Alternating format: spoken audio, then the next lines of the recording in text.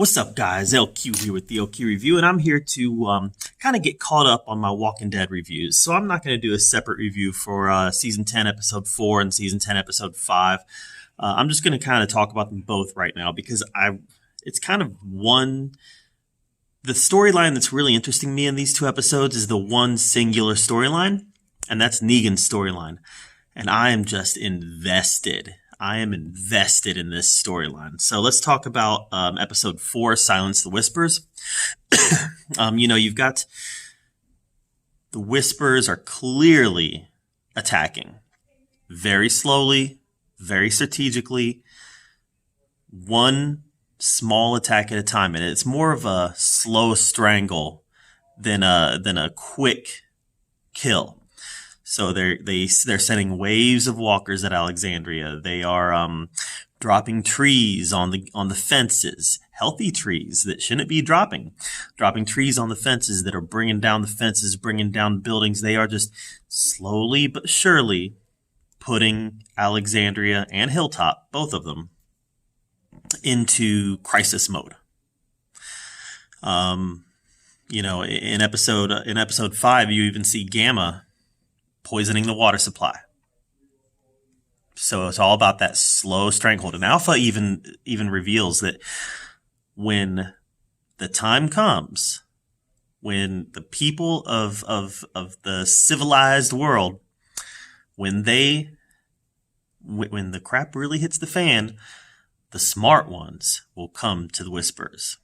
So this is a recruitment drive for Alpha. It's funny. Negan always looked at people as a resource.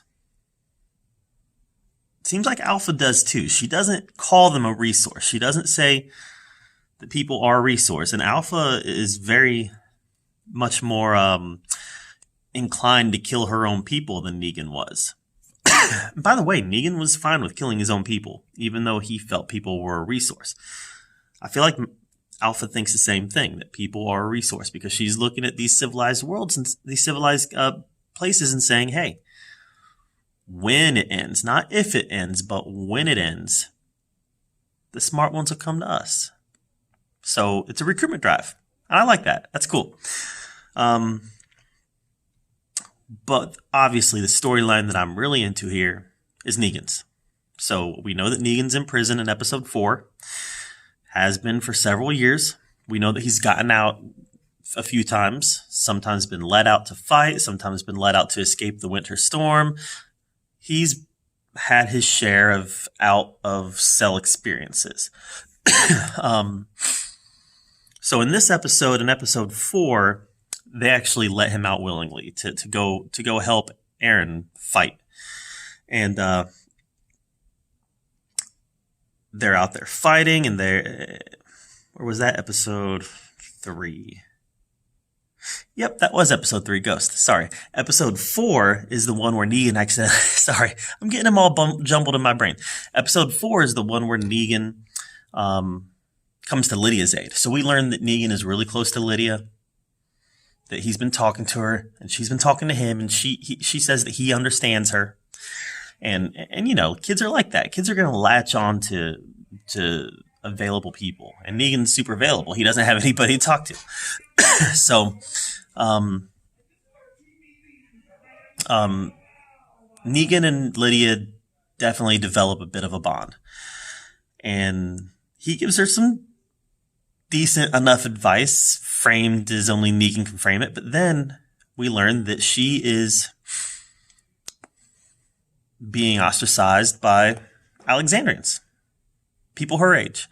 So bad to the point where they're getting violent against her. And at one point she gets jumped and it looks like they might even kill her. Like, that's how serious this is getting. And Negan comes to her help. And he accidentally kills one of them. And now he realizes, oh no, the Alexandrians are going to be after my head. And he's right. He's right. They go to this council meeting, and the discussion to put him to death is on the table.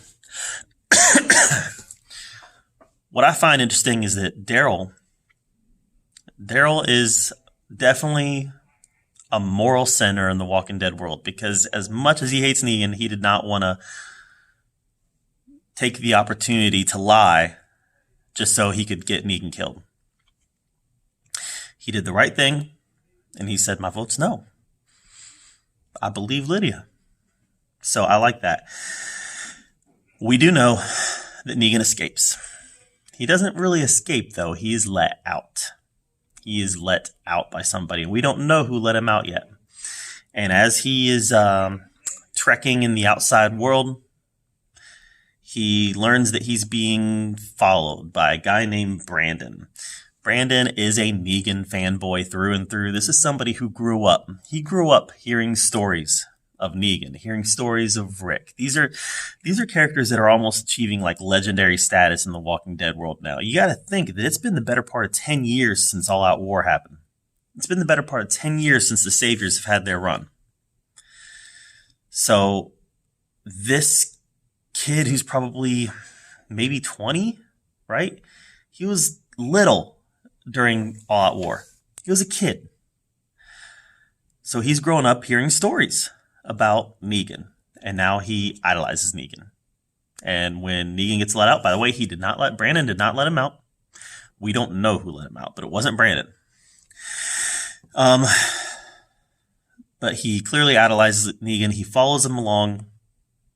He gives him a gift, a new Lucille, a new leather jacket, and clearly Negan has, in my mind, he's completely reformed. He goes to the aid of a family that's in trouble, and he realizes that Aaron is a little disturbed. So he actually gets him out of here, and Negan decides that he's going to take this family, this mom and this son, to Alexandria at his own risk, right? At his own risk, he's going to take them to Alexandria.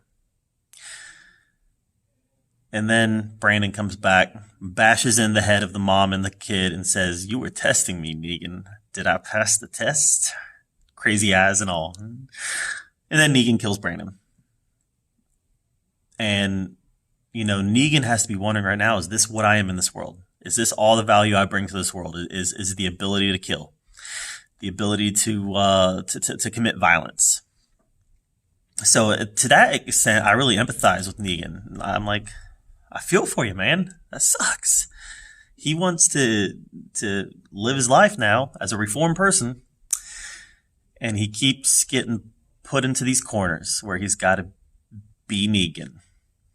Finally, he crosses the border, crosses into Whisperland, and he goes looking. It's clear he's looking for the Whispers, and he finds them, and he finds Beta. So my question is this. Did the person who let Negan out, let him out as a weapon? Did this person essentially weaponize Negan against the Whispers? Because it seems like Negan went looking for the Whispers.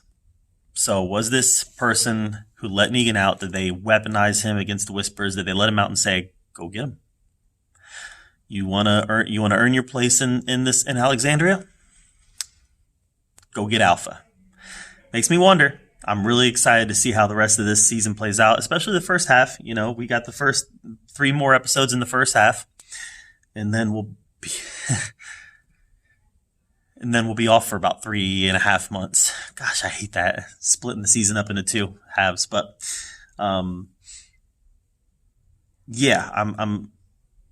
this is the story that's interesting to me.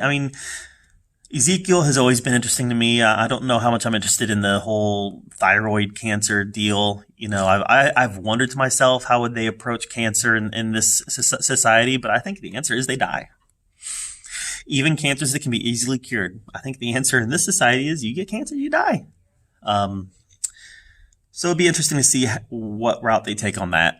But right now, what's really holding my interest is the Negan storyline, because this, I think, is like the main story, right? All the other stories are the secondary stories. The Negan story is the main story. So it's been great. This season has been great. I think it was the first episode, kind of bored me, but ever since the first episode, I've been dialed in, just like I was last season. So episode 4, Silence the Whispers. Episode 5, What It Always Is. Really good TV, really good Walking Dead, and I'm just loving it. What do you think of this season of The Walking Dead so far? What do you think of Negan's story so far? Do you think that it's going to end like it did in the comics? Let me know in the comments down below.